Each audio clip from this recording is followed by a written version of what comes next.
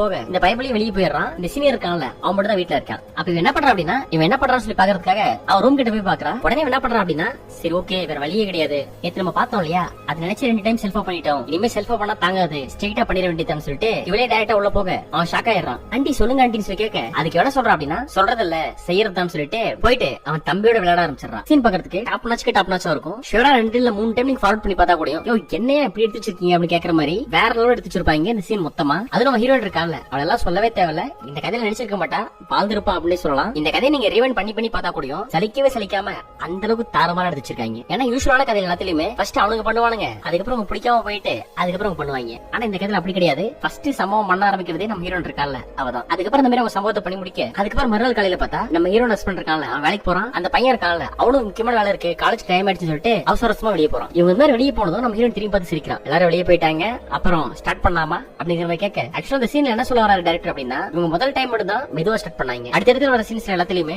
எப்படா வெளியே போவாங்க, எப்படா சம்பவத்தை பண்ணலாம் அப்படின்னு சொல்லிட்டு இவங்க தாறுமாற சம்பவம் மட்டும் தான் காமிச்சிருப்பாங்க. இந்த சீன் முழுக்கவே எப்பெல்லாம் சான்ஸ் கிடைக்குமோ அப்பெல்லாம் பண்றது போயிட்டு இதுக்கப்புறம் என்ன பண்ண ஆரம்பிக்கிறாங்க அப்படின்னா, அவங்க இருந்தாலும் பரவாயில்ல தெரியாம பண்ணுவோம்னு சொல்லி அந்த மாதிரி பண்ண ஆரம்பிக்கிறாங்க. இந்த சம்பவம் எல்லாமே அவன் ஒரு வாரம் இருக்க சொன்னாலையா, அந்த ஒரு வாரத்துல ஃபர்ஸ்ட் 4-5 நாள்லயே அந்த அளவுக்கு நடந்துட்டு இருக்கு. அதுக்கப்புறம் இந்த மாதிரி சீன் போயிட்டு இருக்கு. 5வது நாள் காலையில பார்த்தா நம்ம ஹீரோட புருஷன் செடி மாதிரி வாங்கிட்டு வந்திருக்காப்ல. இந்த செடியை வாசல்ல வைக்கலாமா மேல வைக்கலாமா சொல்லி அவங்க பேசிட்டு இருக்க, அப்பாவும் பையனும் ஹால்ல பேசிட்டு இருக்காங்க. அப்ப நம்ம ஹீரோ கிச்சன்ல சமைச்சிட்டு இருக்கா. அப்ப இந்த சீனியர் என்ன பண்றான் அப்படின்னா, உள்ள வந்துட்டு என்ன சமைச்சிட்டு இருக்கியான்னு சொல்லிட்டு அங்க சம்பவம் பண்ண ஆரம்பிக்கிறான். அப்போ சொல்றான், டேய் அவங்க வெளியில இருக்காங்க அப்படின்னு சொல்லிட்டு இருந்துட்டு போட்டோம், வெளியே அவங்க இருக்கட்டும், நம்ம இந்த இடத்துல இருக்கலாம்னு சொல்லிட்டு இவன் அந்த இடத்துலயும் சம்பவம் பண்ண ஆரம்பிக்கிறான். ஆக்சுவலா ஃபர்ஸ்ட் சம்பவம் பண்ண ஆரம்பிச்ச பிறகு கண்டினியூஸா சம்பவம் வந்துகிட்டே இருக்கும். இவனும் சம்பவத்தை பண்ணி லோடு ஏத்திக்கிட்டே இருப்பாப்ல. அதுக்கப்புறம் இந்த சீன் முடிய அடுத்த சீன் பார்த்தா ஒரு பெரிய ட்விஸ்ட் ஒன்னு இருக்குது கதையில. அதாவது லாஸ்ட் டேக்கு முன்னாடி நாள் 6வது நாள் வழக்கம் போல காலையில யாருமே இல்லாம இருக்க நம்ம ஹீரோயின் அவனும் அந்த மாதிரி சம்பவத்தில் ஈடுபடுறாங்க. இவங்க சம்பவம் பண்ணிட்டு இருக்கும் போதே அந்த இடத்துல இன்னொருத்தன் வரான். உடனே ஹீரோயின் பாக்குறான், இவன் யாரு அப்படின்னு சொல்லி கேட்க அதுக்கு அவன் சொல்றான், என்னோட ஃப்ரெண்டு.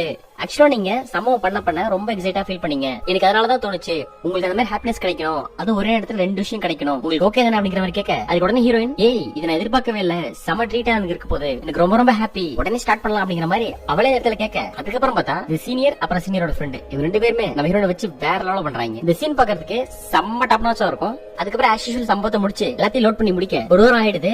அதுக்கப்புறம் அவங்க என்ன பண்றாங்க அப்படின்னா, சரி நாங்க கிளம்புறோம், ஃப்ரீயா தான் வரோம் அப்படின்னு சொல்லிட்டு அவங்க இருந்து கிளம்பிடுறாங்க. அதுக்கப்புறம் ஒரு மாசம் கழிச்சுன்னு சொல்லி காட்டுறாங்க. நம்ம ஹீரோன் எதை யோசிச்சு மாதிரி வெளியே நின்று இருக்கா. இந்த மொமெண்ட் எனக்கு ஹாப்பியா இருக்கு, ஏன்னா நான் இப்ப பிரெக்னெண்டா இருக்கேன், இது காரணம் யாருன்னு எனக்கு நல்லாவே தெரியும், எனக்கு மட்டும் இல்ல உங்களுக்கும் தெரியும் தானே. சோ அந்த மொமெண்ட்ஸ் ரொம்ப ஹாப்பியா இருந்துச்சு. ஆனா பிறக்க போற குழந்தை எப்படி இருக்க போதுன்னு தெரியல. என்னோட சாயல் இருந்தா அந்த பிரச்சனையும் கிடையாது, ஒருவேளை அவங்களோட சாயல் இருந்தா எனக்கு பிரச்சனை தான் அப்படிங்கிற மாதிரி யோசிக்க, பிறக்கிற குழந்தை என்ன சாயல் இருக்கும் அதை பத்தி நீங்க என்ன நினைக்கிறீங்க அப்படின்னு டைரக்ட் நம்ம கேட்கற மாதிரி காமிச்சு இந்த கதையை அப்படியே முடிச்சிடறாங்க. ஓகே ஃப்ரெண்ட்ஸ், இந்த வீடியோ உங்களுக்கு பிடிச்சிருந்தா லைக் பண்ணுங்க, சப்ஸ்கிரைப் பண்ணுங்க. இந்த கதை அப்படி இருந்துச்சு அப்படின்னு சொல்லி உங்களோட கருத்தை கமெண்ட் பாக்ஸ்ல போட்டு விடுங்க. அடுத்த வீடியோல வேற ஒரு தரமான படத்தை உங்களை சந்திக்கிறேன். Take care friends, by.